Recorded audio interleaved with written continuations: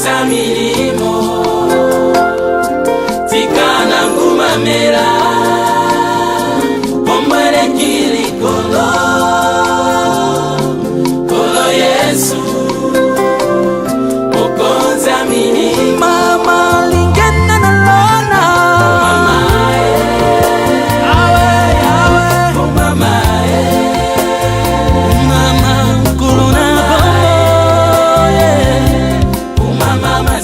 Mama, la jambe de Joseph. Mama, Susuta Yahweh. Mama,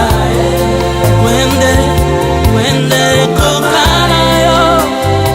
Koro, Mama, Mapolo moyo so, Ngumamela yo. Mama, Sena mabele no mama.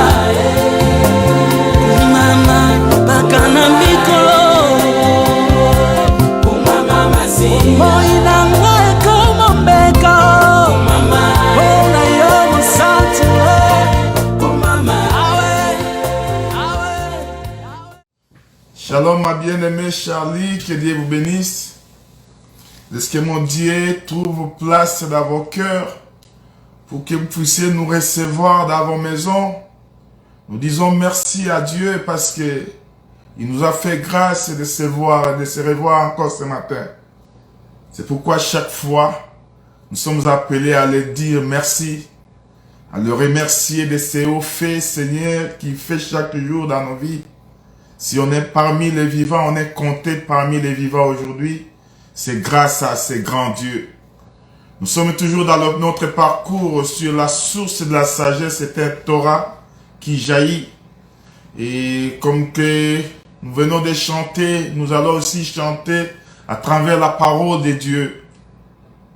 Ici, nous voyons Proverbe chapitre 18, verset 4, et qui nous parle, les décès dans les cœurs de l'homme, ce sont des eaux profondes. La source de la sagesse, c'est un Torah qui jaillit. Et c'est un parcours que nous avons fait pendant tout ce temps.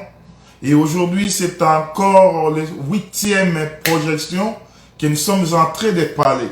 Et j'aime que quand nous parlons des choses de Dieu, que Dieu qui est le maître, le Dieu qui amène la conversion, qu'il puisse trouver place dans vos cœurs. C'est pourquoi, frère, chaque fois, nous sommes en train de parler de cette Torah qui est sorti dans les lieux élevés, qui est descendu. Quand il descend, c'est pour donner la vie là où il est en train de passer. Et cela nous a mené à toucher sur les 4 dimensions de l'eau. Que l'âge de l'Éternel, c'est lui, quand il avait les cordons entre ses mains pour mesurer l'eau. Tu vas comprendre que Dieu, quand il vient, il ne vient pas pour signifier quelque chose. Or, il parlait au prophète. Il a pris les prophètes, il l'a amené au devant de la maison. Il a fait montrer l'eau qui sort de la maison. Et cette eau-là, nous avons expliqué la fois passée, le 4 dimensions qui nous parle d'Éphésiens chapitre 3, verset 18. Et c'est de là que ça nous a amené. Mais écoute, aujourd'hui, nous sommes en train de parler, nous descendons toujours pour voir que l'âge, c'était l'âge de l'Éternel qui avait les cordons pour mesurer entre ses mains. Or, quand nous voyons l'âge de l'Éternel, nous voyons l'Éternel lui-même. Comme que lui, quand il est venu dans Genèse chapitre 18, il a rencontré Abraham. C'était dans des chaînes de Mamré qu'il est venu donner la promesse à Abraham. Parce que le passage de l'homme de Dieu, le passage de l'âge de l'Éternel, il doit donner solution à ton problème. Et quand l'âge de l'Éternel est passé, là où il a trouvé la stérilité, là où il a trouvé les problèmes, il a donné solution à ces problèmes et il est descendu. C'est ça l'objectif du Torah. Le Torah, quand il vient, quand le Torah descend, c'est pour, dans son passage, c'est pour laisser la vie. C'est pourquoi la Bible est en train de nous parler que partout là où le Torah passait, il donnait la vie. Or, la vie qui était donnée, c'est la parole de Dieu à nous qui nous donne la vie. Nous avons dit que l'âge de l'Éternel, c'est l'Éternel lui-même. Tu vas comprendre dans Agis chapitre 13, quand il racontera Manouach, l'âge de l'Éternel racontera Manouach, et il donna la promesse à Manouach. là où il y avait la stérilité, l'âge de l'Éternel descend pour donner la promesse à Manoach. Il racontera à la femme et dit, tu auras un fils l'année prochaine. La femme dit que cette information, je ne peux pas retenir seule, il est parti chercher son mari. Le mari, quand il est venu, il dit que l'âge de l'Éternel qui t'a apparu m'apparaît encore. Et l'âge de l'Éternel est venu parce que c'est un enfant de Dieu. C'est quand il demande dans sa prière Dieu, il verra Dieu dans ses traces. Il verra la résolution, la réponse de Dieu dans ta vie. Mais tu vas remarquer que dans Juge chapitre 13, versets 20 et 22, l'âge de l'Éternel est venu. Il a parlé à l'homme, à Manoach. Il lui a donné les signes du fils qui doit venir. Mais l'âge de l'Éternel, quand Manoach prend l'offrande, il prend l'offrande et il met sur les pieds. L'âge de l'Éternel entra. Si l'offrande, la fumée qui montait sur le sacrifice, l'âge de l'Éternel. Manoach voit, il dit que nous avons vu l'âge de l'Éternel. Or, l'âge de l'Éternel, c'est l'Éternel même. Il dit, nous allons mourir parce que nous avons vu l'âge de l'Éternel. La femme dit que nous ne mourrons pas parce que l'âge de l'Éternel nous a amené une bonne nouvelle. Tu vas comprendre que ici, l'âge de l'Éternel, c'est l'Éternel lui-même. Mais c'est l'Éternel qui est descendu pour parler à Ézéchiel, dans Ézéchiel chapitre 47, c'est l'âge de l'Éternel qui ramena Ézéchiel, le prophète, devant la maison. Il lui fait montrer le Torah. Or, le Torah là qui est sorti, ici, le Torah a donné la connaissance. La connaissance qui rapportera, qui remplira la terre. Cette connaissance-là, quand il est venu, parce que le rouleau de Torah, c'est Christ lui-même. Quand Christ vient dans ta vie, Christ doit te donner la vie. Il doit donner son règne. Parce que c'est lui qui règne. Nous avons parlé que quand lui viendra, après avoir combattu nos ennemis, après avoir combattu nos adversaires, après avoir combattu, lui viendra régner. Parce que c'est lui le vrai David, frère. C'est lui le vrai David. Quand tu regarderas dans Ésaïe chapitre 11, quand je prends le livre d'Ésaïe chapitre 11, nous lisons Ésaïe chapitre 11 verset 12. Il élèvera une bannière pour les nations. Il rassemblera les exilés d'Israël et il recueillera les dispersés de Juda, des quatre extrémités de la terre. C'est lui l'âge de l'Éternel qui vient. Shalom, shalom bien-aimé Bernard, que Dieu vous bénisse. C'est l'âge de l'Éternel qui vient. Quand il prend, il devient toute une bannière pour Israël. Quand la bannière s'élève, c'est pour rassembler le peuple. Ésaïe chapitre 11 verset 12, lui comme la bannière, quand il s'est élevé, c'est pour rassembler son peuple. Il a rassemblé ce peuple autour de lui. Et tu vas comprendre que frère, c'est quand lui, après avoir rassemblé, il doit régner. Et de là, le royaume lui sera donné. On ne peut pas remettre le royaume sans toutefois combattre. C'est pourquoi frère, le millénium vient dans Apocalypse chapitre 11, verset 15. Quand Jésus vient régner pour les siècles des siècles, c'est le moment à lequel il a combattu dans Apocalypse 19. Là où il y a l'Armageddon, il a combattu les nations. Après avoir combattu les nations, après avoir prendre possession du royaume, retirer la puissance chez les nations, et c'est de là où Jésus doit régner. Et son règne est éternel. Tu vas comprendre que quand il vient régner, c'est après avoir combattu. Shalom bien-aimé Pichou. Et tu vas voir, après avoir combattu d'Armageddon, il doit anéantir les nations. Il doit anéantir le diable et ses acolytes. Et c'est de là où il viendra maintenant régner. Et son règne sera éternel. Parce qu'il doit régner des siècles et des siècles. C'est pourquoi, frère, tu vas comprendre une chose que quand lui vient, comme David, parce que tu vas remarquer que dans David, chapitre, David qui est devenu roi, David dans chapitre 2, dans chapitre 5, David qui vient, quand tu prends les versets 4 à 5, tu remarqueras que David, après avoir combattu, lui doit descendre pour régner. Mais aujourd'hui, le David, quand il est descendu, parce que c'est lui le vrai Jésus. Jésus aujourd'hui règne dans l'église. Jésus règne, Jésus vit avec nous. Aujourd'hui, il vit avec nous. Mais il doit combattre encore. Et quand il va combattre, il va prendre la possession du monde. Il va prendre la possession des extrémités de la terre. Il doit régner sur toute la terre. Tu vas comprendre que David, quand il a régné après la mort de Saül, David est venu, il a demandé à l'Éternel que je vais descendre où? Je suis dans 2 Samuel chapitre 5. L'Éternel lui indiqua d'aller à Hébron. C'est à Hébron qu'il est parti. Et c'est de là où il fit éloigner et il régna seulement sur Juda. Mais il ne régna pas sur le reste des peuples. Mais tu vas comprendre que dans le chapitre, dans 2 Samuel chapitre 5, quand lui vient, parce que la deuxième option de David dans 2 Samuel chapitre 2, quand David vient, il doit régner, frère. Je dis 2 Samuel chapitre 2, quand tu prends partie des versets 4, tu vas comprendre que David fit on y David comme roi en hébreu. Mais le reste d'Israël, c'est Ishbosheth qui régnait. C'est Saül toujours qui continuait à régner.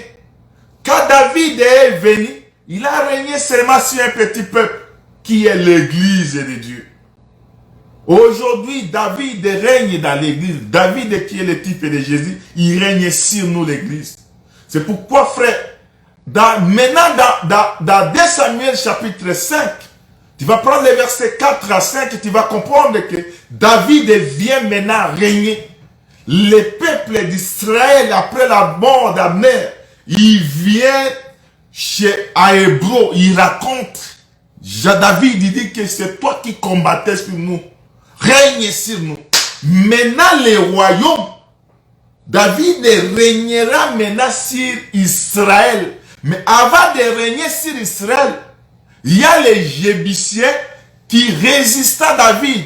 Il dit, tu n'entreras pas à Jérusalem. Oh, Jérusalem, c'est la ville du grand roi. Mais quand David vient, les Jébusiens lui résista. Il combattit les Jébusiens.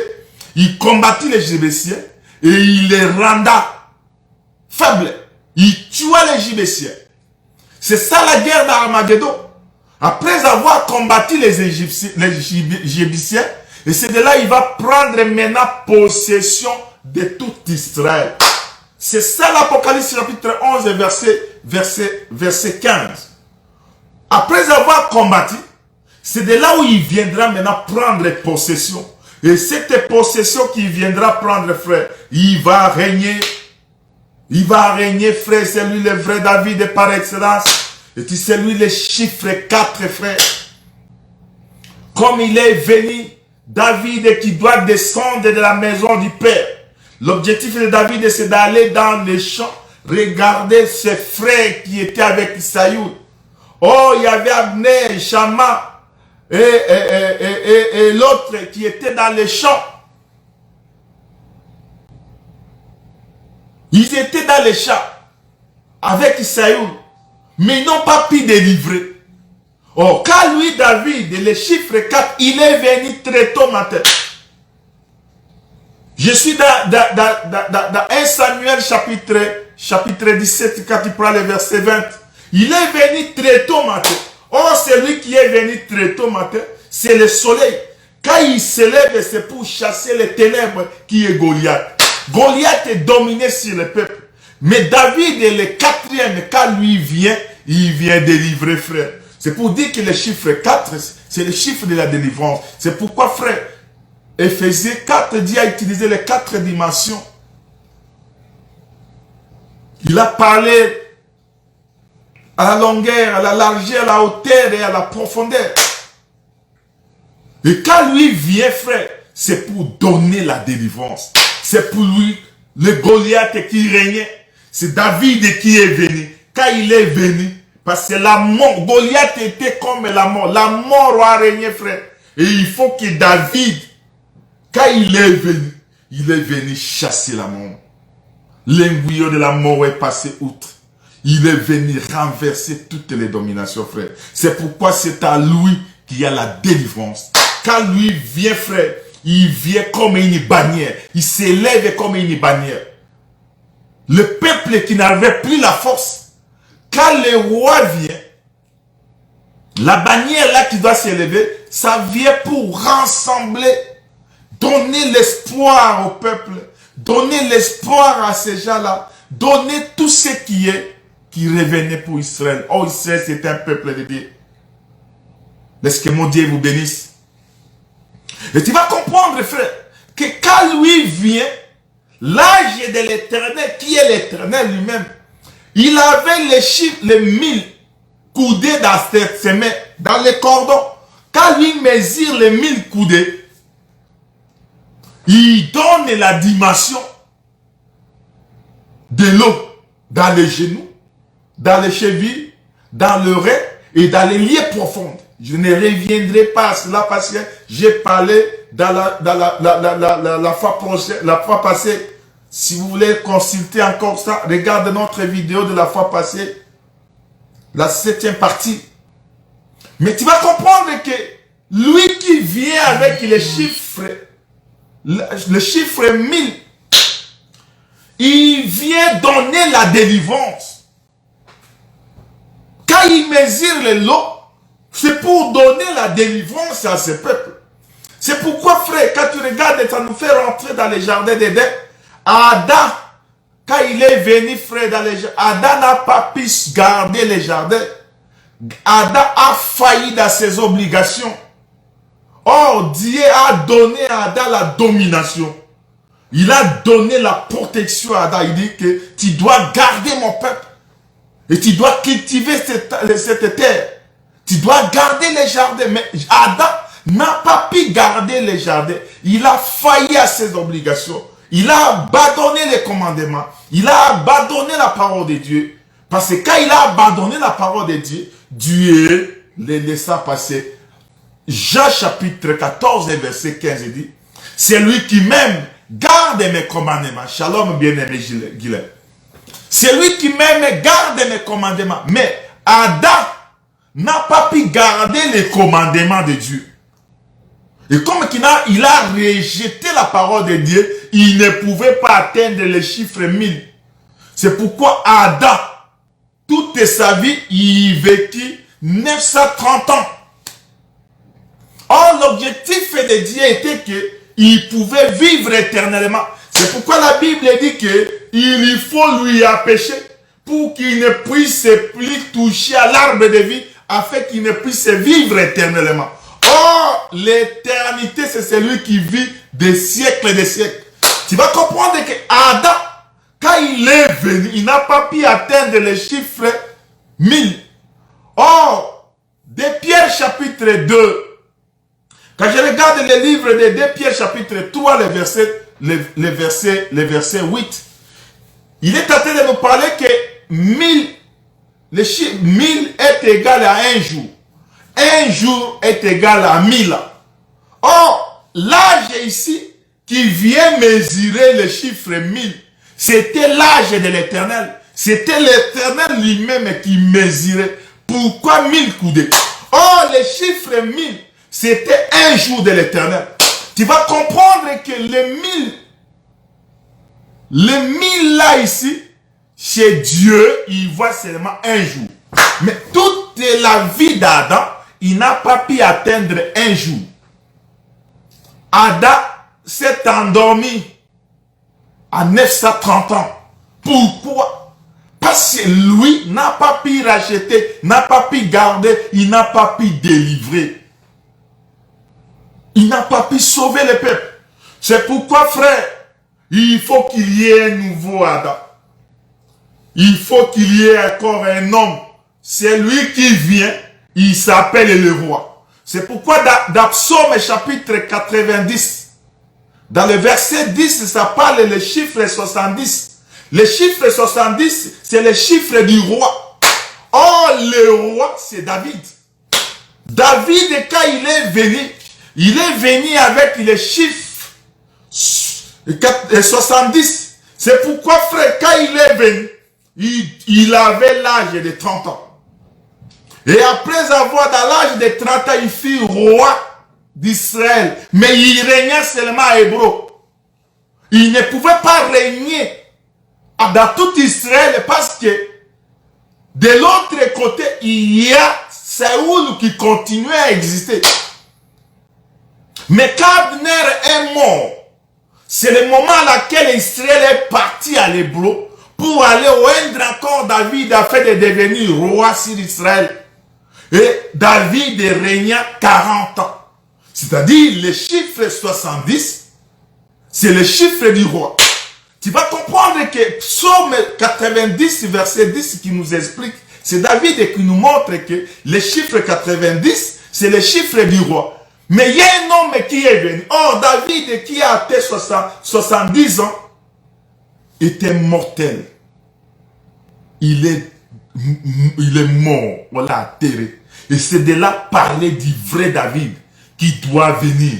Quand lui vient, frère, c'est lui qui doit atteindre le chiffre 1, qui doit atteindre le 1 jour. Or, le 1 jour est égal à 1000. 1 jour est égal à 1000. Or, 1000 est égal à 1 jour. C'est ça, 2 Pierre chapitre 3, verset 8 qui nous explique. Mais tu vas comprendre que quand David vient, le vrai David qui est le Seigneur Jésus-Christ, c'est lui qui vient avec les chiffres 70.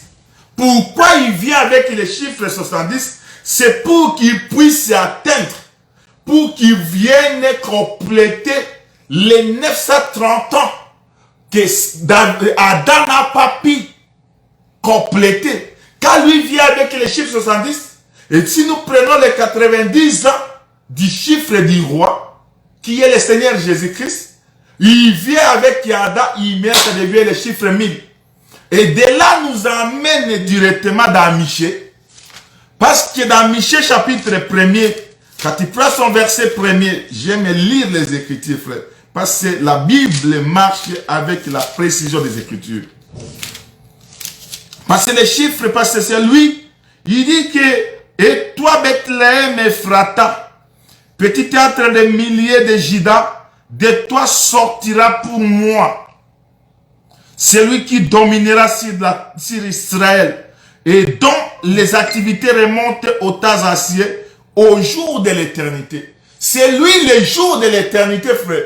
C'est lui qui est venu, c'est lui le nom, c'est lui du temps ancien. Lui vivait dans le jour. Et c'est lui le chiffre 1000. Quand lui vient mesurer, il donne les dimensions d'eau. C'est ce que nous avons expliqué la fois passée.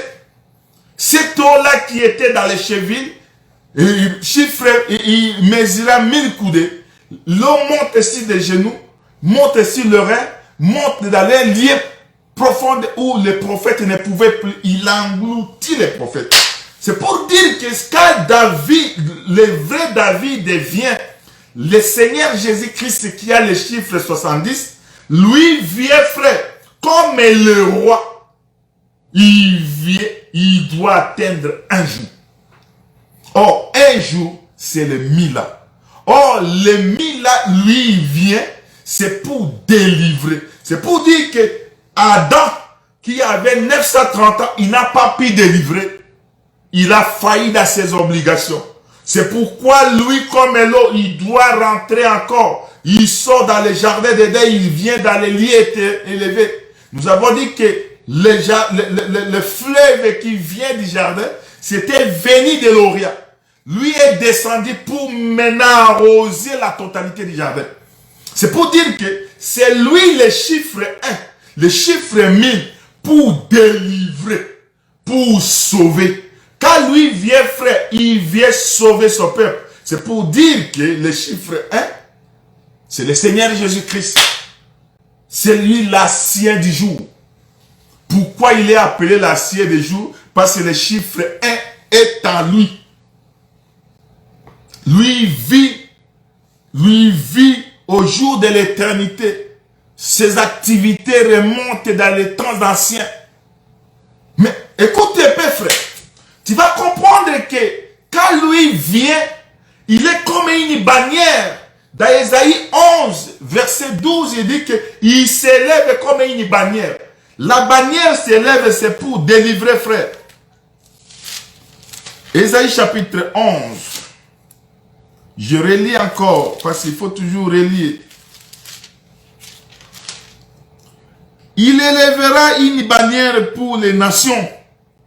Il rassemblera les exilés d'Israël et il recueillera les dispersés de Juda des quatre extrémités de la terre. C'est le Seigneur Jésus-Christ. Quand lui vient, il rassemble ceux qui étaient dispersés. Or, ceux qui étaient dispersés, c'est la poussière, frère. La poussière est dispersée. Mais quand lui vient, l'œuvre de la main. Or, la main, c'est un homme. La main a 5 doigts. La main qui rassemble la poussière. En rassemblant la poussière dans sa main, il forme une masse. Et cette masse est devenue homme. Il attrape là-dedans. Et quand il attrape, l'âme devient une âme vivante. C'est pour dire que Jésus, à travers la parole, nous qui étions dispersés, il vient nous rassembler. Et pour nous rassembler, il doit s'élever comme une bannière. Il va ramener les exilés d'Israël. Il va ramener les nations et nous rassembler autour de la parole de Dieu. Et tu vas comprendre que quand lui vient, frère, comme le chiffre 1 est en lui, lui, frère, il regarde et il fait tout pour que lui puisse régner sur nous. Oh, la domination est sur Jésus-Christ. La domination repose à ses épaules. C'est pourquoi Ésaïe chapitre 9 nous parle que la domination, leur gloire, la justice, tout est reposé à Jésus.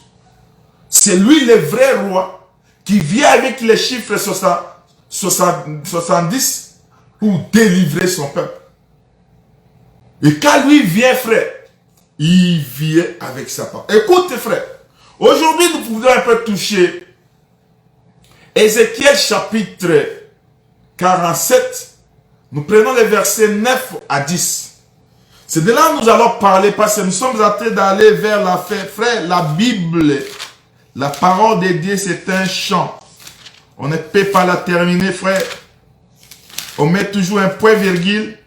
Et un autre frère, qui la parole va remonter, il peut toujours utiliser la même parole et continuer à l'exercer.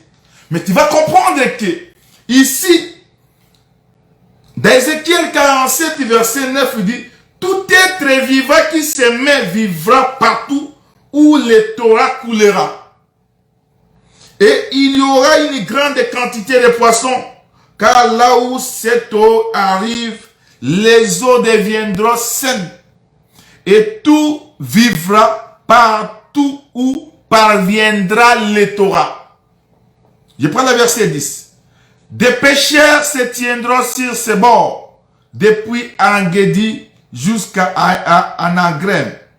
On étendra des filets et il y aura des poissons de diverses espèces, comme les poissons de la grande mer, et ils seront très nombreux.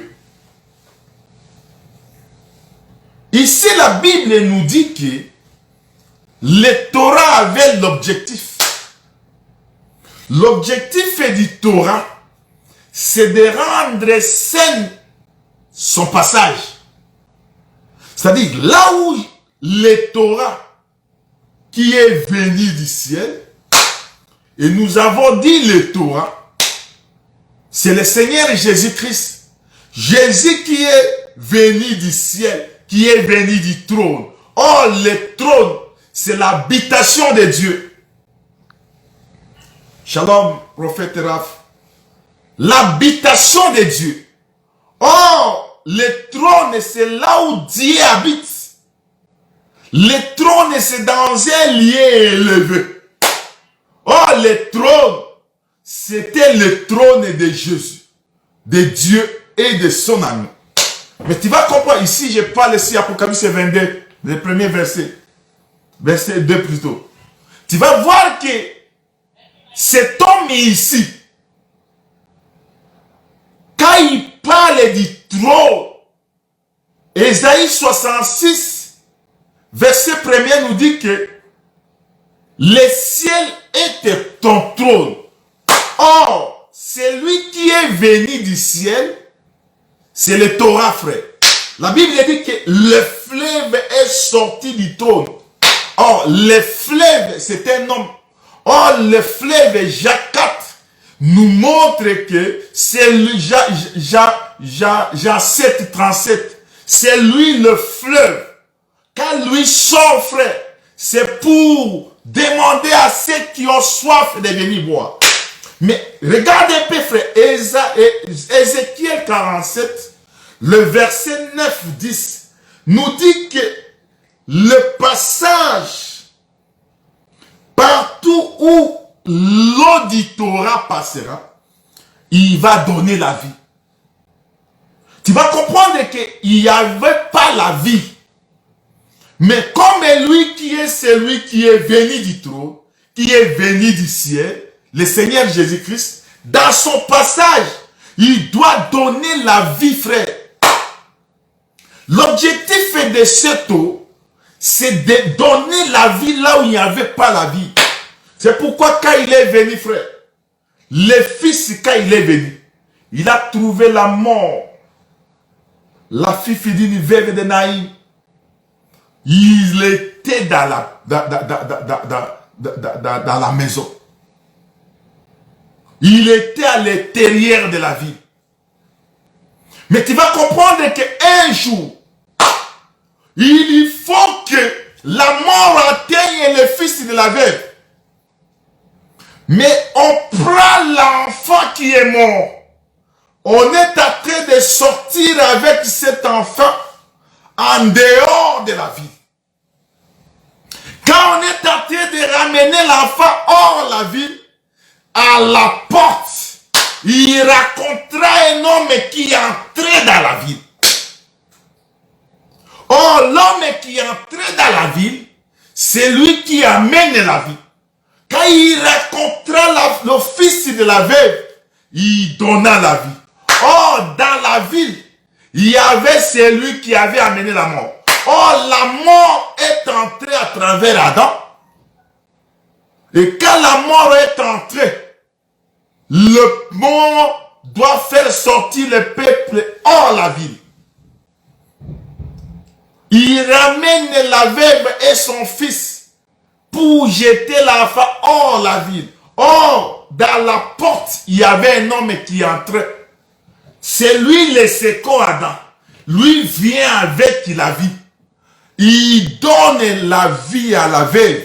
Quand il regarda l'enfant, il eut pitié. Shalom Sam. Il eut pitié de l'enfant et il donna la vie. C'est-à-dire, celui qui était à l'intérieur n'a pas pu donner la vie. Il a amené la mort. C'est Adam, frère. À travers l'Adam, la mort est entrée. Mais il faut Jésus qui était hors la ville. Lui, quand il est entré d'entrer, il amène la vie dans la vie. Ces jours-là, frère, les gens ont regardé, les gens qui pleuraient. C'est pourquoi la Bible dit que la mort a régné depuis Adam jusqu'à Moïse. Personne ne pouvait sauver. Mais il faut l'homme qui entre dehors, qui était en dehors de la ville. Quand lui est entré, il raconte la mort. Il chasse la mort. Dans son passage, il doit chasser la mort. C'est pourquoi, frère, il a trouvé les eutropies. Il a trouvé les aveugles. Il changea leur vie. Il a trouvé les aveugles nés. Il a trouvé ceux qui étaient les boiteux. Il les guérit. Ceux qui avaient la bosse dans les dos. il donna, il changea l'aspect. Pourquoi? Parce que c'est lui l'eau du Torah. Quand lui vient, frère, il donne la vie dans son passage. Mais il ne s'est pas arrêté là-bas. Il est allé même, quand il est allé regarder Israël dans la mort, parce que la fille de Jairus était morte. Mais il doit ramener la vie à la fille de Jairus. Mais tu vas remarquer que quand il est en train d'aller là-bas, une femme, frère, une femme la toucha. Ici, on va en parler. On va en parler en bas là. La femme la toucha et il donne la vie à la femme. Il trouve Lazare dans la mort, dans la tombe. Il donne la vie à Lazare. Partout Jésus passait, il donnait la vie. C'est lui le vrai Torah, frère. Là où il passe, il donne la vie. Il est allé même au-delà. Parce que l'eau doit passer par la plaine et descendre dans la mer. C'est ce que ma Bible m'a dit.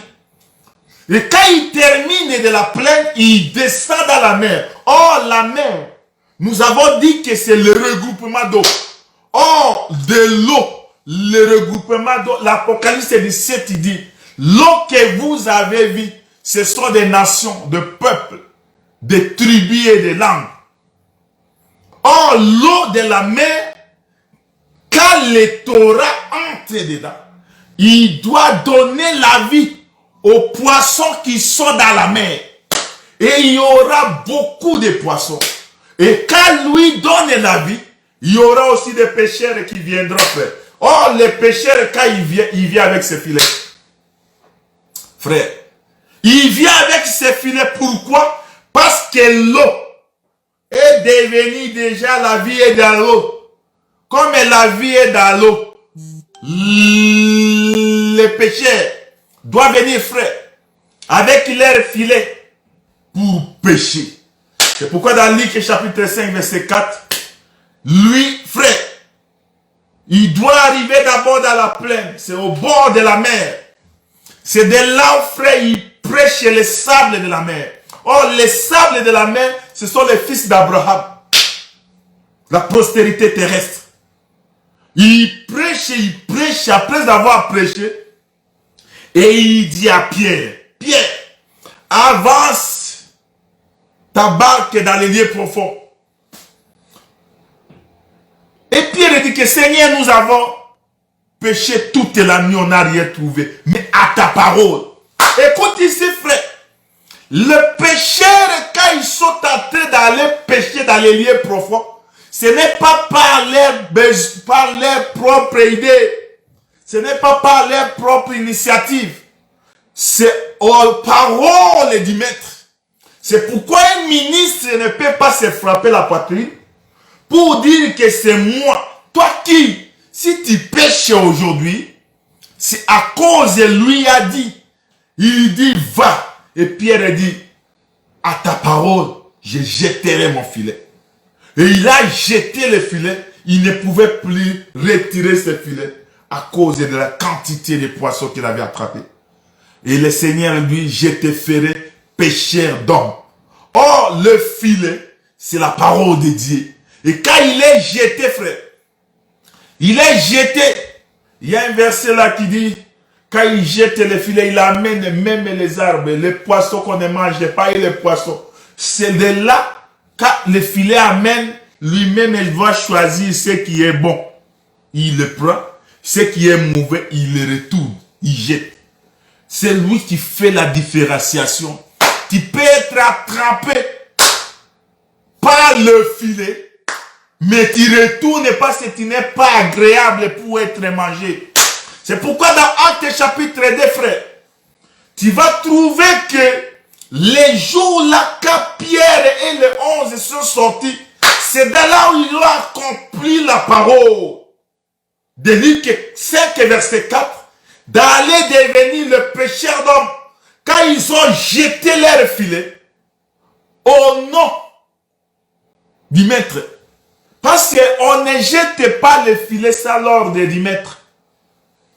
Et il dit, à ta parole, je jetterai mon filet. C'est pour dire que le filet, quand Pierre parla, il parla au nom du Maître, au nom de Jésus.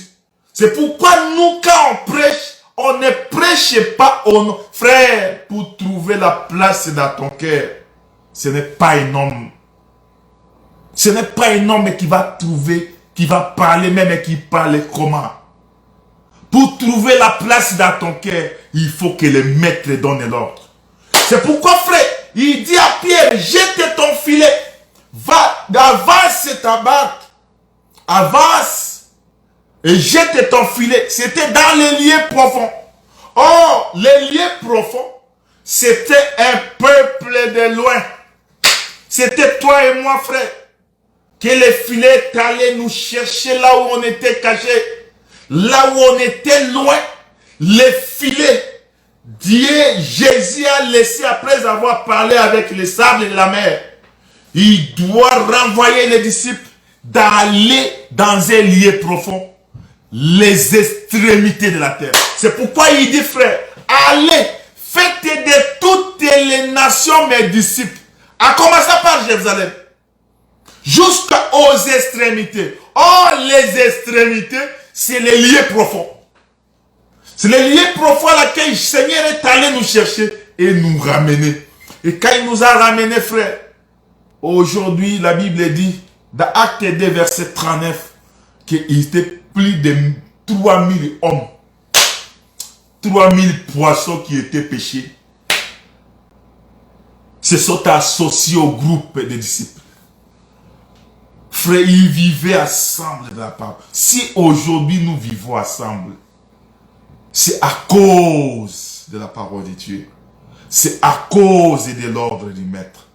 Si aujourd'hui, moi je te connais, aujourd'hui tu me connais, c'est grâce au Maître. C'est pourquoi, frère, on ne s'attracasse même pas si toi tu dis, ah, parce qu'il y a des autres qui ne peuvent même pas suivre, mais toi tu nous suis. C'est parce que Dieu t'a touché. Mais il y a les autres, mais il y aura un moment là qu'ils vont nous suivre. C'est pourquoi nous disons toujours merci à Dieu, parce que c'est Dieu qui connaît le temps. Dieu connaît le moment à laquelle il doit te pécher pour te ramener vers lui. Il est allé au-delà. Car lui, après avoir sauvé tous ces peuples de Jérusalem, il est allé même au-delà, frère. Aller trouver Corneille. Dans son passage, il trouve Corneille, il donne la vie. Les disciples s'étonnèrent même voir comment le Saint-Esprit est donné à Corneille. Je suis dans Actes chapitre 10. Comment le Saint-Esprit est accordé au païen. Pierre lui-même, quand Dieu lui dit, il dit, mange. Oh, c'était une nappe. Il y avait des quadrupèdes, des animaux épires. Pierre dit que moi, dans ma bouche, il n'y a rien de pire. Il dit que ce que moi j'ai déclaré pire, ne voit pas que ce soit encore pire et pire. Oh, Pierre, Dieu lui montrait Corneille. Il est allé même au-delà pour parler à Corneille, frère. Il est allé au-delà. C'est pourquoi les disciples sont allés même rencontrer l'Éthiopien qui lisait les Écritures sans connaître. Nous, on ne connaissait pas Dieu, frère. C'est pourquoi l'Éthiopien dit que comment connaîtrais-je ces choses s'il n'y a pas quelqu'un qui m'explique? Il faut qu'il y ait quelqu'un qui nous explique, frère. Il faut qu'il y ait que Jésus, quand Jésus vient chez toi, il t'explique ces choses. Et quand il t'explique ces choses, tu as la connaissance de la parole de Dieu. C'est pourquoi, frère, la parole, le Torah, est allé donner la vie. Et il y a une grande quantité de poissons. Écoute, frère, je voudrais toucher quelque chose. Je voudrais parler un peu de Engedi. Verset 10. Des pêcheurs se tiendront sur les bords, depuis Engedi jusqu'à Anglem. On étendra des filets. Je voudrais un peu parler de Engedi. Pourquoi Engedi? Shalom Gaël. Shalom mon frère Chaud, Voto. Que Dieu vous bénisse. Pourquoi Engedi? C'est de là où on doit étendre le filet. Le pécheur doit étendre le filet. Pourquoi Engedi? Mais tu vas comprendre que frère, Engedi, c'était un lieu d'humiliation, un lieu de hurlement. C'était dans ces lieux-là que l'Éternel est descendu. Je prends des Chroniques chapitre 20. Le livre de 2 Chroniques chapitre 20.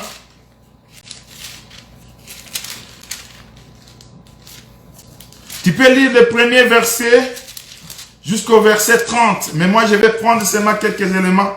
Parce que je prends seulement quelque chose là-bas, frère. Je suis dans le passage. Le verset 20.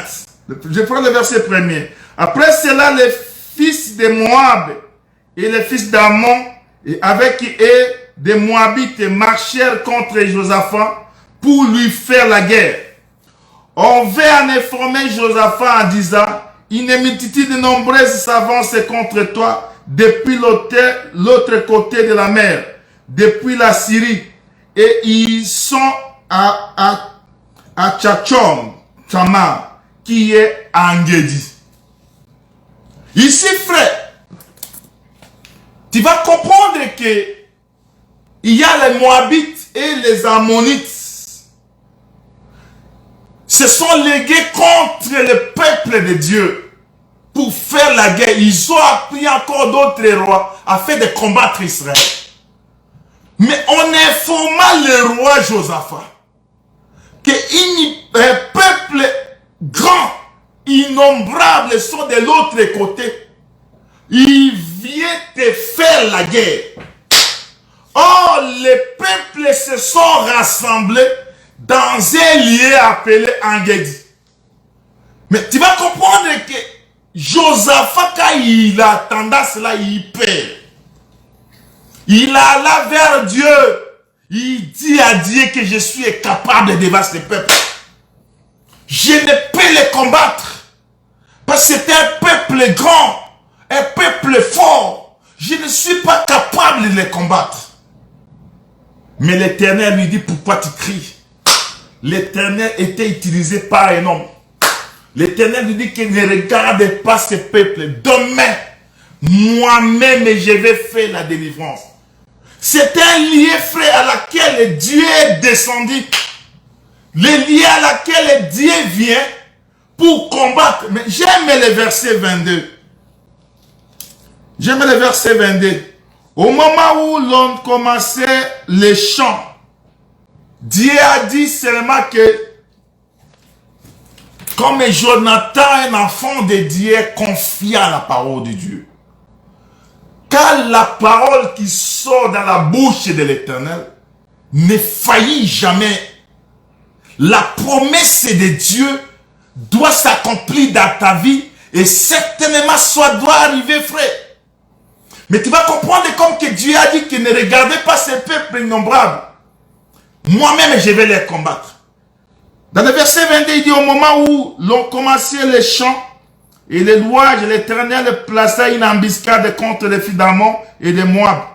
Et c'est de la montagne de Syr qui était venu contre Juda. Et ils firent bâtis. Verset 23. Les fils d'Ammon et de Moab se jetèrent sur les habitants de la montagne de Syr pour les dévouer par interdit et les exterminer. Et quand ils s'en eurent fini avec les habitants de Syr, ils s'aidèrent les uns les autres à se détruire. L'Éternel a dit que regardez moi-même, je vais descendre. Regardez la délivrance. Ici, frère, Engedi est devenu un lieu de désolation. Les lieux, parce que Jonathan, il a dit que vas-y avec les chantres, chantez seulement les cantiques. Et quand ils chantèrent les cantiques, frère, dans les cas des ennemis, il y avait une désolation. Il y avait la mort qui est entrée, frère. Il y avait la mort. Israël était devenu plus fort. Dieu met la confusion à ses liés. En Guédi, c'est un lieu que l'Éternel a amené la confusion. Dieu a mis la confusion à ces lieux-là et les gens commencèrent à s'entretuer. Or, en Guédi, les lieux de confusion, c'est Golgotha, frère. Dans Golgotha, quand le diable regardait Jésus, il dit qu'il est anéanti. Dans ces lieux-là, comme Jésus s'est fait, frère, la faiblesse de Dieu, c'est sa force. Il faut faire attention quand tu vois Dieu, un enfant de Dieu dans la faiblesse. Il ne faut pas s'en moquer. Sinon, Dieu t'a fait un piège. Dieu t'a tendu un piège. Quand tu vois, frère, toi un homme, quand tu viens, tu as la gloire, tu commences à monter sur un enfant de Dieu. Faites attention. Si c'est vrai, c'est un enfant de Dieu, Dieu t'a tendu un piège. Tu vas remarquer que c'était un lieu de confusion. Et avec ça, dans ces lieux-là, Dieu a amené la confusion. Devant les ennemis commencent à s'entretuer même. C'est de là où il a anéanti la force du diable, frère. À Golgotha, le Seigneur a anéanti la force du diable. Le Seigneur a détruit notre ennemi. Et la Golgotha, Jésus a pris toutes. C'est pourquoi 1 Pierre chapitre 2. Je prends le chiffre, le verset, 1 Pierre chapitre 2. Le livre de 1 Pierre chapitre 2. 1 Pierre chapitre 2. Je prends le verset 22. Nous lisons au nom de Jésus-Christ. Lui qui n'a point commis de péché et dans la bouche duquel il ne s'est point trouvé de fraude.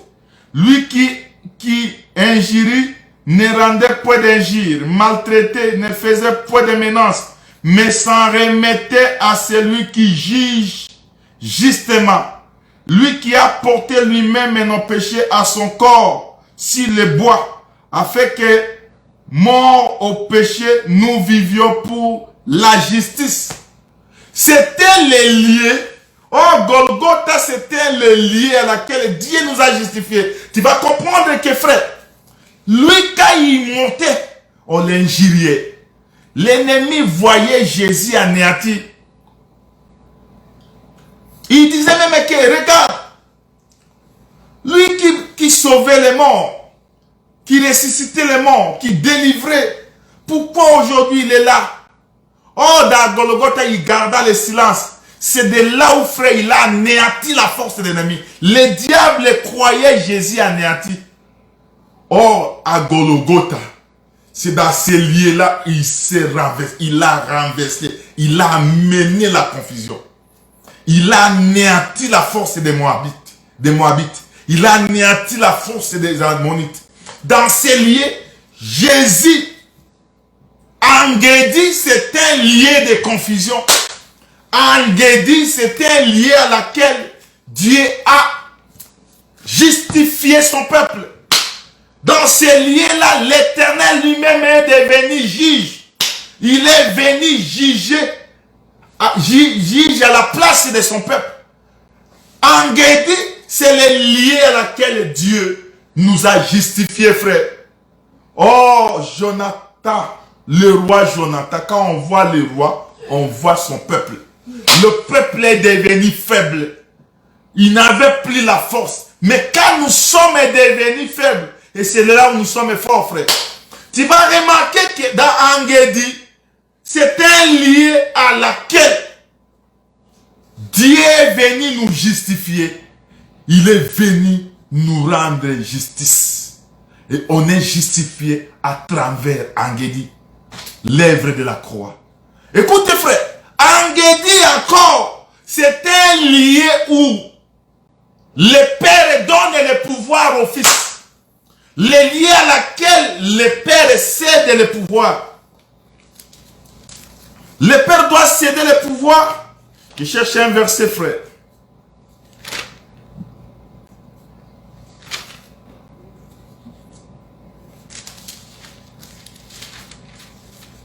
Je cherche un verset.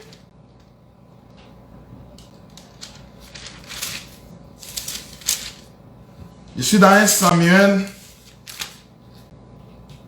Oui, prenez 1 Samuel chapitre 23.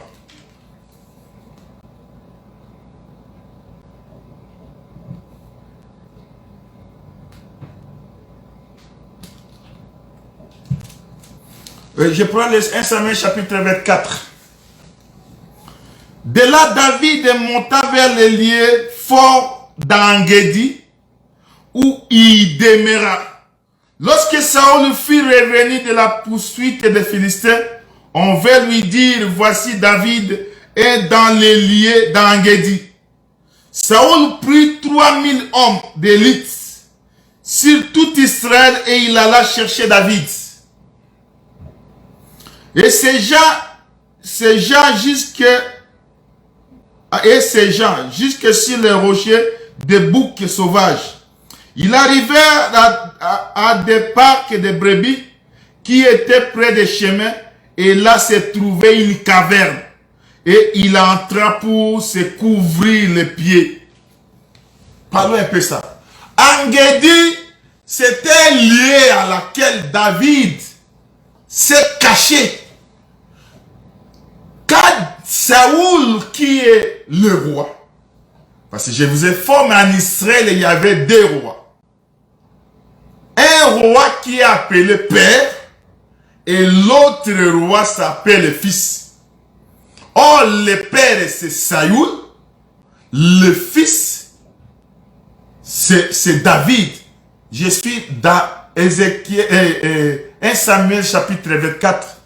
Quand tu lis dans les versets, tu vas comprendre, et à partir du verset 7, du verset, tu vas prendre, oui, quand tu prends le verset 7 et tu descends, tu vas trouver ce que je te dis.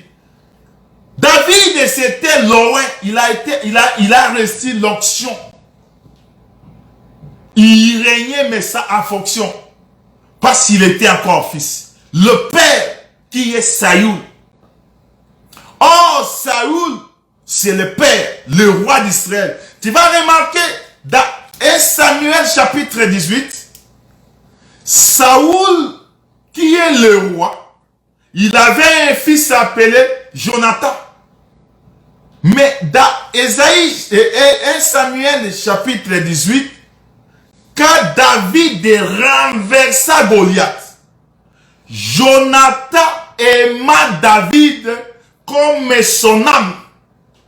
C'est-à-dire, Jonathan et David étaient un homme, un seul. Jonathan, c'était le corps. David était l'intérieur de Jonathan, l'âme de Jonathan. David, comme que Jonathan l'aimait, oh Jonathan, c'est le fils héritier. C'est le fils qui doit régner. Mais tu vas comprendre une chose, que quand David vécut Goliath, Jonathan l'aima. Quand tu lis dans le chapitre 15, tu prends, je crois, dans le verset 27, tu vas comprendre que Jonathan, je lis frère, je prends le verset 27, et comme Samuel, c'est... Non.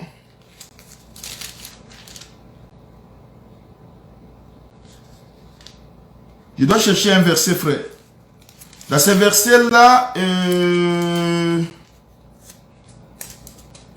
verset-là, là où Jonathan disait à David que tu ne mourras pas.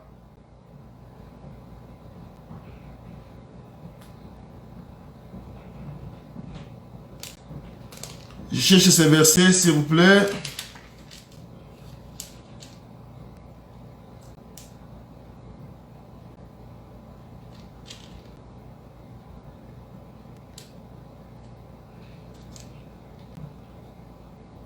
Jonathan qui disait...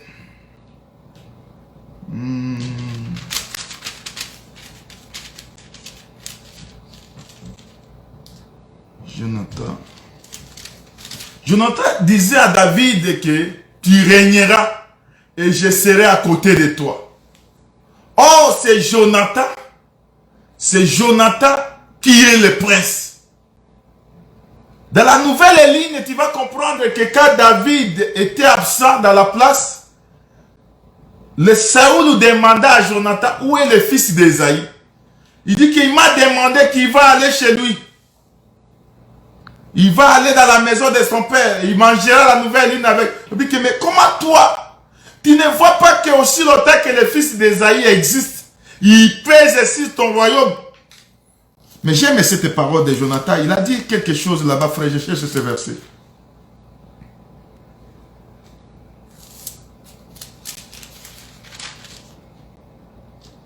Il avait dit quelque chose là-bas. Je cherche le verset.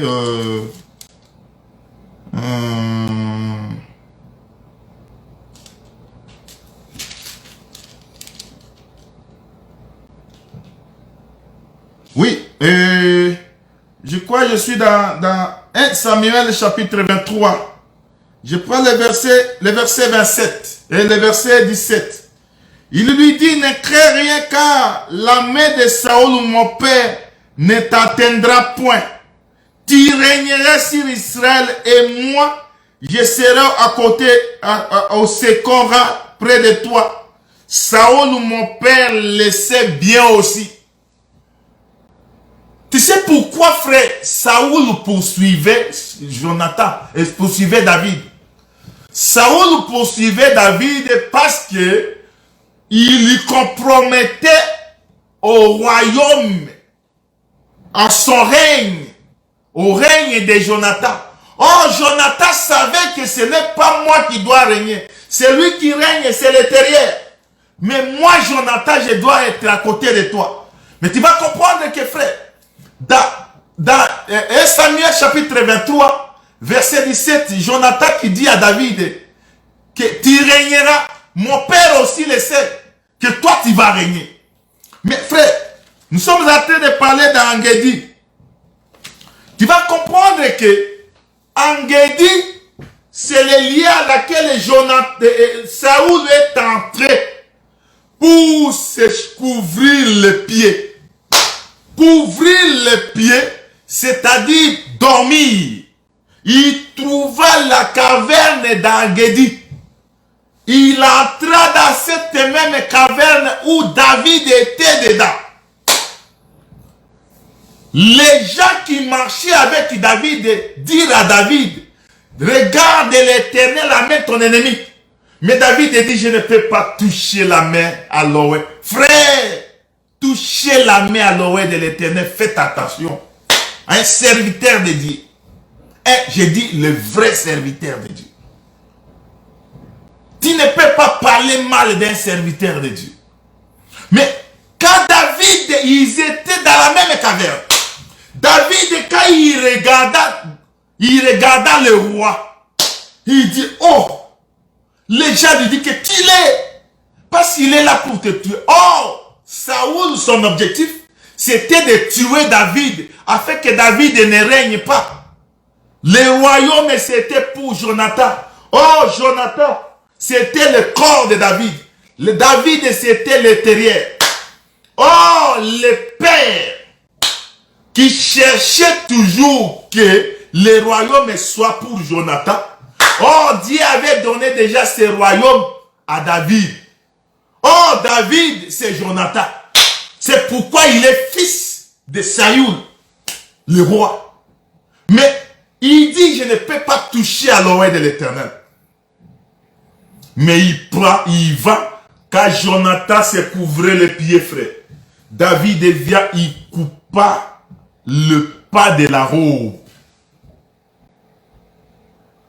Quand le père, le roi se couvre les pieds, c'est le moment que le fils vient couper le pas des vêtements. Oh, le pas des vêtements. Et Samuel chapitre 15, tu prends les versets 27 et 28, tu vas trouver que quand le prophète Samuel reprochait le roi, Il reprochait le roi, pourquoi tu as abandonné la voie de Dieu. Quand Samuel tourna, le roi toucha le pas de la robe du prophète et déchira le pas de la robe. Et le prophète dit, je vais lire ça, frère. 15 verset 27. Et comme Samuel se tournait pour s'en aller, Saoul le saisit par le pas de son vêtement qui se déchira. Samuel lui dit, l'Éternel déchire aujourd'hui le dessus de toi, la royauté et d'Israël, et il en donne à un autre qui est le meilleur. Le pas des vêtements ici, c'est le royaume. C'est pour dire que la robe, c'est tout un royaume. Mais le pas de la robe, c'était le royaume qui est déchiré. Mais quand David vient couper le pas des vêtements du roi, c'est-à-dire David a récupéré le royaume. Il prend le morceau de la robe du roi. Et le matin, quand le roi est sorti, David sort. Le roi qui est sorti le premier. David sort le dernier cri derrière lui. Oh mon père, mon roi. Aujourd'hui, Dieu t'a livré.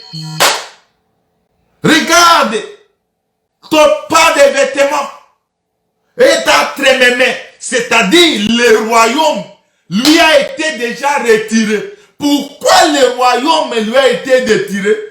Car le père dormait. Dormir du roi, le royaume est parti et donné à un autre. Et Saoul, quand il écouta David, il dit, David c'est mon fils. Et c'est toi mon fils David. Il dit, c'est moi mon père. Je suis dans 1 Samuel chapitre 24. Quand vous descendez à partir du verset 9 jusqu'au verset 23, tu vas trouver ce que je te dis là. Mais l'objectif était de couper le pas des vêtements. Quand il a coupé le pas des vêtements, c'est le royaume qui est parti. Saoul qui dit, je sais que tu vas régner. Frère, quand le père est endormi, le royaume est parti. Or, le père, Jean chapitre 14, verset 1er en 2, il y a Philippe qui dit, montre-nous le Père, cela nous suffit. Jésus qui dit, beaucoup de temps que je vis avec vous, Philippe, vous ne m'avez jamais connu. Celui qui m'a vu a vu le Père. C'est pour dire que le Fils, c'est lui-même et le Père. Le Fils, c'est lui-même et le Père. Parce que le Fils, c'est celui qui est sorti du Père. Or, celui qui est sorti du Père, c'est le Seigneur Jésus-Christ. C'est pourquoi, frère, quand le Père est endormi, il y a une force. Le pas du vêtement, c'est le pouvoir. Dans Engedi, c'est là où, frère, peuple avait récupéré le pouvoir. C'est pourquoi, frère, tu vas regarder cette femme-là qui foulait le sang, qui marquait la vie. La vie était compromise, frère. Cette femme-là qui coulait le sang pendant 12 ans. Mais la Bible dit qu'il toucha le bord de sa robe. Quand il toucha, il dit, quelqu'un m'a touché. Mais tu vas comprendre, je suis en train de passer. Quelqu'un m'a touché. Même les disciples s'étonnèrent. Ils demandent, maître, il y a le peuple qui te presse. Mais toi, tu dis il dit, quelqu'un m'a touché. Il a touché et touché. Pourquoi? Parce que le Père dort. Comme le Père dort, il perd le pouvoir. Le pouvoir est récupéré par un peuple. Aujourd'hui, il y a un peuple qui a ce pouvoir. Or, le peuple qui a retiré le pouvoir, c'est David. David ici, frère, autrement dit, il est type de l'église, mais il est aussi roi. Dans le contexte de cette femme, David ici est l'église. C'est l'église qui a retiré la force, toute la force qui contenait chez le Père. La gloire. C'est pourquoi la Bible nous dit que vous jugerez le monde. Nous, frères, nous les peuples, nous allons juger. La femme, frère, cette femme, quand il a récupéré la force, l'homme dit, il y a quelqu'un qui m'a touché. Pourquoi? Parce qu'il y a une force qui est retirée. Le pouvoir a quitté Jésus. Quand le pouvoir a quitté Jésus, il y a une femme qui a détenu ce pouvoir. Mais la femme trembla. Jésus lui regarda, ma fille, ta foi t'a sauvée. À travers la foi, nous avons la force du roi. Pourquoi? Parce que le roi s'est endormi. Quand le roi, le père s'endort, le fils récupère le pouvoir. Écoutez frère, ici le fils qui ne régnait pas, le fils qui est David, il récupère le pouvoir. Mais quand le fils récupère le pouvoir appartient à sa femme. Le pouvoir appartient à son épouse. C'est pourquoi aujourd'hui, frère, nous comme David, nous avons récupéré la force du Père. Aujourd'hui, frère, Dieu nous appelle ses propres enfants. Nous sommes aujourd'hui fils de Dieu à travers la mort de Jésus. Ça, c'était la mort. À travers la mort de Jésus, nous, on a la force. C'est pourquoi la Bible dit que vous jugerez le monde. Comment nous allons juger le monde de sa pouvoir? Matthieu 9 vous dit que c'est nous. Quand nous avons récupéré la force, nous allons juger le monde. 1 Corinthiens chapitre 6. Dans son verset 2, il dit que nous, c'est nous qui jugerons le monde. Nous allons juger le monde. Pourquoi? Parce que nous avons reçu le pouvoir de la part du Père. Le Père qui est le Seigneur Jésus-Christ. Parce que c'est lui. Jacques 14, verset 10 dit que Philippe, tu ne m'as jamais connu. Comment tu demandes encore le Père? Depuis tout ce temps que je vis avec vous, vous ne m'avez jamais connu. C'est pour dire que connaître Dieu, il faut que Dieu s'endort. Ici, frère Angedi, c'est la passation du pouvoir, frère. C'est là où le Fils, le Père a remis tout le pouvoir au Fils. Aujourd'hui, frère, nous avons le pouvoir. Nous avons la force. C'est à travers Angedi, frère. L'Éternel a cédé le pouvoir. Il a donné le pouvoir au Fils. C'est pourquoi, frère, quand David a reçu ce pouvoir, le Père dirait à David, il dit, tu régneras, mais fais alliance avec moi. Or, l'alliance du Père est que de ne pas oublier sa postérité. C'est pourquoi, frère, aujourd'hui, si Jésus est le nôtre, il sera aussi pour Israël la postérité de Dieu, frère. Il doit signer l'alliance parce que quand le Fils récupère le pouvoir, il doit d'abord régner sur un peuple qui est hébreu. Mais à la fin des comptes, il doit régner sur tout Israël. Il doit combattre aussi les Jébusiens, le peuple qui dominait encore à Jérusalem. Quand David viendra après avoir combattu les autres, pour nous donner, c'est ça même l'Armageddon. Frère, il viendra parce que David, quand il vient, il part combattre d'abord les nations parce qu'il y avait le peuple qui était autour de lui. Et Juda lui fit soumis. Il régna sur Hébreu. Mais néanmoins, dans Samuel chapitre 5, verset 4, vous descendez, c'est le moment à laquelle verset 3, à partir du verset 3, vous montez. Le peuple viendra maintenant chez le David et lui dit qu'il règne sur nous. Et c'est de là où il va régner sur tout Israël. Israël qui viendra, tout est élèvera, frère. Il va l'admettre maintenant. C'est pourquoi Matthieu 24 dit que jusqu'à ce, Matthieu 23 dit jusqu'à ce que vous disiez béni soit celui qui vient au nom du Seigneur. De là, quand il va revenir, Israël va l'accueillir, il va le recevoir et il va dominer sur eux. Mais comprenez une chose, frère.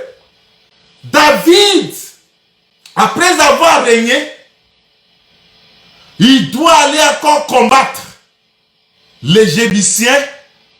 Et après avoir combattu les Jébusiens, et de là il entrera à Jérusalem et il va régner sur tout le peuple. C'est ça ici, frère. Apocalypse chapitre 19. Quand lui descend, frère, il combat les nations. Il combat le peuple qui résistait pour Israël. Il va faire la guerre aux nations. Après avoir fait la guerre, frère, qui va vraiment revenir à l'Apocalypse 11, verset 15, qui dit que le royaume de ce monde est remis à notre Seigneur Jésus-Christ. Et il doit régner éternellement. C'est pourquoi nous avons dit, frère, l'autre fois, qu'on ne peut pas régner sans toutefois combattre. Quand David est venu régner, il a régné, frère. C'est pourquoi, frère, quand la mort de Saoul est là, Saoul est tombé, David est tombé. Quand Saoul est tombé, Jonathan est tombé, David doit chanter un cantique funèbre. Le cantique funèbre, ici, il chante à l'honneur de qui? À l'honneur du père, qui est Saoul, et à l'honneur de Jonathan, qui est le fils. Oh! Jonathan, c'est David lui-même. Parce que David, c'est l'extérieur, Jonathan, c'est l'extérieur. Oh, c'est lui qui est tombé. C'était le père et le fils qui étaient tombés dans les champs. Mais David, quand lui vient, il vient chanter les cantiques funèbres sur Jonathan. Oh, Jonathan, c'est lui Saoul. Parce que le fils, c'est la trahi du père. Il chante les cantiques. Oh, David, frère, qui est l'intérieur, c'est le Saint-Esprit. Quand le Saint-Esprit vient, frère, le Saint-Esprit vient chanter un cantique. Non son cantique à lui, mais il chante les cantiques de Jonathan. Jonathan qui est tombé. L'œuvre du Saint-Esprit, c'est venir expliquer Jonathan. Jonathan qui est tombé, mon frère est tombé dans les champs. Le cantique funèbre aujourd'hui, c'est la parole de Dieu. Oh, la parole de Dieu n'explique pas une autre personne. La parole de Genèse à l'Apocalypse parle que de Jonathan, qui est le corps de David. Oh, l'intérieur, c'est l'esprit. Le corps, c'est cette chair ici. Le Saint-Esprit vient, frère. C'est pour expliquer Jésus-Christ. C'est pourquoi dans Matthieu 17, il dit, il prendra ce qui est en moi. Il vous explique là.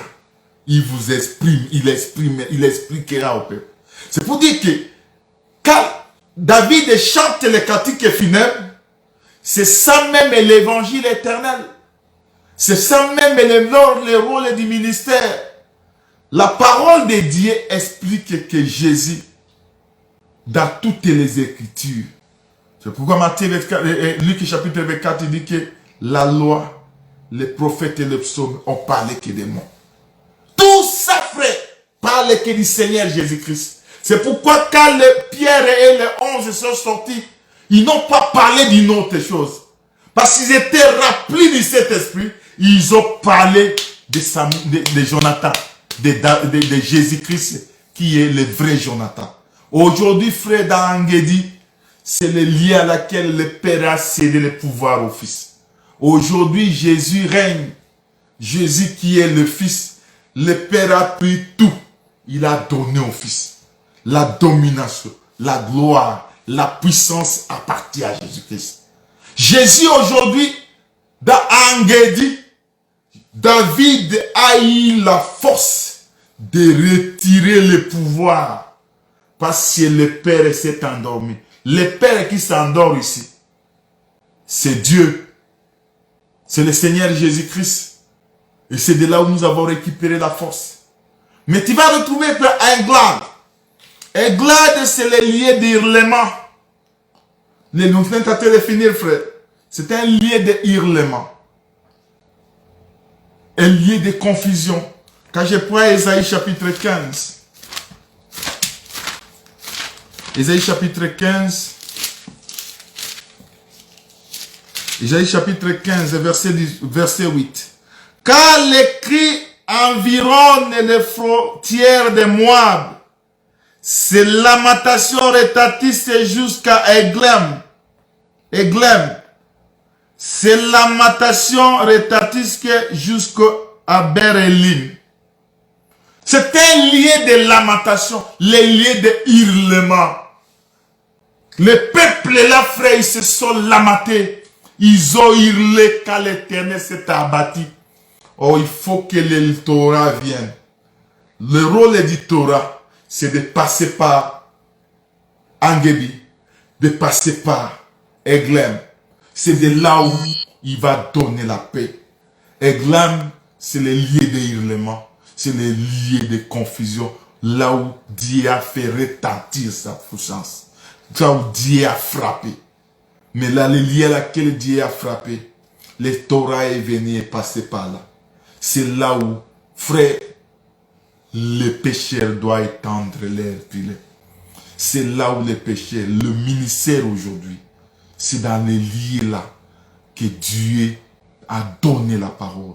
C'est pour ramener que nous, les poissons, qui étaient dans un lieu profond, nous puissions revenir vers les lieux auteurs. Dans les auteurs. Aujourd'hui, frère, nous avons pas la parole de Dieu. C'est parce que le Torah est passé par là. Ici, nous comprenons que Dieu, dans son amour, envoie le Torah. Mais dans les lieux à laquelle il passe, il donne la vie. Aujourd'hui, nous avons la vie à travers le Torah, qui est le Seigneur Jésus-Christ. Jésus nous a aimés. C'est pourquoi Jésus a quitté le royaume. Il est descendu. C'est lui le vrai Torah.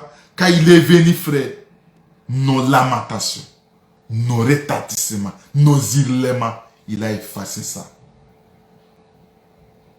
L'acte qui nous condamnait. Il a effacé l'acte qui nous condamnait.